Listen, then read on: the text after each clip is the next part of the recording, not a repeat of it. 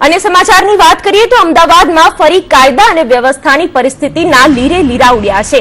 ફરી એકવાર સુરક્ષાના દાવા પોકળ સાબિત થયા છે।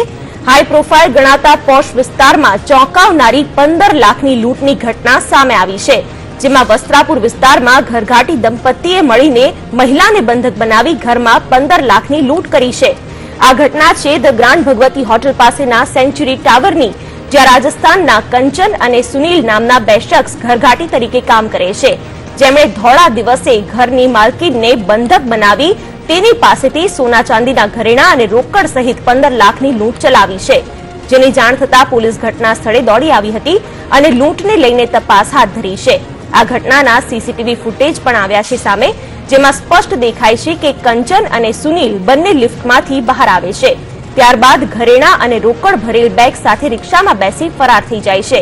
સુનિલ અને કંચન બંને પતિ પત્ની છે અને બંને ઘરઘાટી તરીકે કામ કરે છે, પરંતુ હવે અમદાવાદીઓને સાવધાન થઈ જવાની પણ જરૂર છે। આ ઘટના પરથી શીખ લેવાની જરૂર છે। ચેતીને નહીં રહો તો ઘરઘાટીઓ ઘર માટે ઘાતક સાબિત થઈ શકે છે।